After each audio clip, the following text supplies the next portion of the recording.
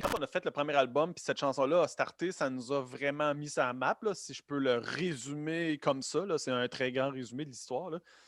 Mais le plus surprenant, en fait, c'est que ça a encore un impact aujourd'hui. Si tu regardes les statistiques numériques du label ici, on a 2500 chansons dans le catalogue au complet de tous les artistes de Slam Disc et de Hell for Breakfast. Puis dans le top des chansons les plus streamées à tous les jours, il y a encore Whippet. Fait que c'est comme ça a un impact plus grand que le monde peut même l'imaginer. Là. Euh, Puis ça part juste de moi qui est installé exactement dans un peu ce mode-là. J'ai un ordi, j'ai mon keyboard, puis je compose de la musique chez nous, tu sais, comme je fais souvent. Puis je mange en même temps. Puis j'ai une boîte de Whippet, tu sais, qui est là. Puis sauf que quand je compose, tu sais, c'est un peu moi qui se perd dans les heures, puis ça prend plusieurs heures, puis je suis dans mon, tu sais, je suis dans ma zone un peu, fait que je me lève pas. Puis juste une fois de temps en temps, petit whippet en dessert, mais ce qui fait que 8-9 heures plus tard, j'ai fini à boîte, là, tu sais. Puis, tu sais, t'es comme... Ping, ping, ping, ping, puis là, tu te cherches un sujet pour comme ta maquette, là, tu sais, tu comprends? Puis là, t'es comme... Chris, pour l'instant, les paroles, ça va parler de Whippet, mettons, puis je les changerai pour d'autres choses, là, tu sais. Puis j'ai encore la maquette de ça, de cette chanson-là. Je me souviens de l'avoir amenée au local, puis de l'avoir montré au gars. Puis c'était all going downhill from here. Tu sais, c'est ça, tu sais, c'est comme, c'est un hasard un peu. Puis l'art, c'est ça. L'art, c'est pas savoir ce que tu fais, pas contrôler ce que tu fais, mais essayer quelque chose.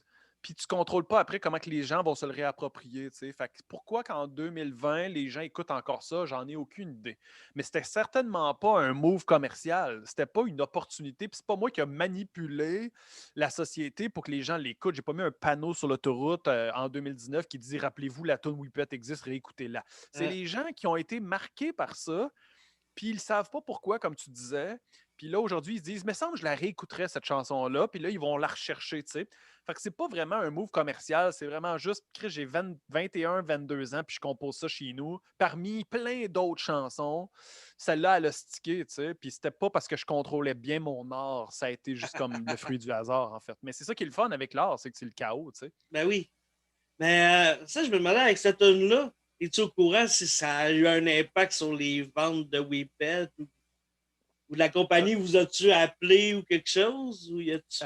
L'année suivante qu'on a sorti la tune, je pense en 2004, la compagnie Vio a été vendue à Dare, la compagnie Dare. OK. Puis donc, la famille Vio était plus en charge de ça, tu sais. OK. La compagnie, fait que, dans la chanson, on parle de Vio, tu sais, parce que c'est lui qui a son usine, qui avait son usine sur P9 qui faisait ça, tu sais. Puis si c'était resté la famille Vio, j'ai l'impression qu'on aurait fini par avoir un projet ensemble, tu sais.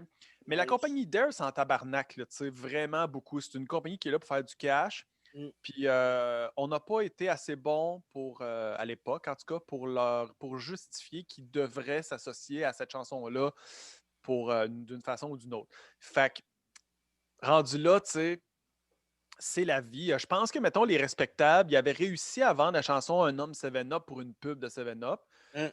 Euh, Puis c'est un peu ça que quand tu es un artiste, tu te dis que ça serait pas pire qu'on pourrait le faire parce que ça rapporterait de l'argent là où les artistes en font pas. Puis surtout en 2003, Extérieur, ben tu sais, t'es un nouveau band, ça nous aurait vraiment aidé si la compagnie Vio slash Dare nous avait approché pour ça, tu sais.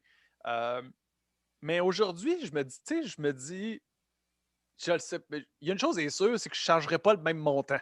C'est-à-dire que à l'époque, j'aurais peut-être pas chargé si cher que ça pour qu'ils utilisent ma tune pour quelque chose, tu sais. Mais Uh-huh. je le sais maintenant, l'impact que ça a eu, tu sais.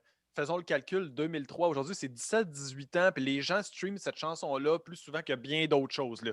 C'est une chanson qui est très connue encore, elle passe encore beaucoup à la radio. Fait que je sais que la compagnie, il doit y avoir une couple de gens qui travaillent là, qui ont connu la tune, tu sais. Ah. À un moment donné, là, il y a quelqu'un qui va m'appeler et qui va me dire hey, on a pensé à de quoi, on aimerait ça se servir de la toune. Puis là, je vais être comme j'ai attendu ça pendant 20 ans, ça va coûter cher. Yes, man, tu vas voir. Tu sais, on dit tout le temps, les gens, ils focusent beaucoup sur comment le streaming, c'est pas rentable, puis comment ça paye pas, tu sais.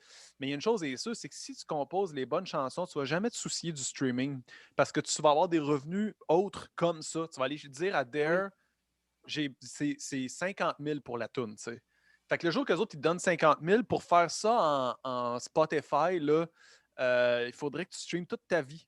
Puis tu ferais pas 50 000, tu sais. Fait que, tu sais, focus plus sur des affaires comme ça, puis laisse aller le streaming de Spotify, c'est pas grave. Moi, je sais que, tu sais, dans l'algorithme de Spotify, il me suggère souvent Whippet, là. Tu sais, Yep. les mix du jour, là, Ouais, pas mal tout le temps, là. that's it. Puis j'ai pas de contrôle là-dessus, mais ce Non, que non, je c'est ça. sais, c'est que les gens, ils vont cliquer sur plein de trucs, puis ils finissent par réatterrir là. Tu sais, c'est comme si tous les chemins mènent à Whippet, tu sais. Fait que, man, that's it. Au bureau, on appelle ça du Whippet Money, tu sais. Puis on avait fait un calcul à tous les jours, puis on disait, le calcul était le suivant. Si on prend tous les revenus de Whippet annuels, puis on les divise par tous les employés ici, ça veut dire qu'il y a 10 secondes par jour qui est payé par Whippet, qui paye tout le staff au complet.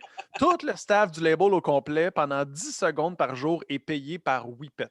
Fait que c'est le 10 secondes de Whippet Money. C'est bien cool, ça.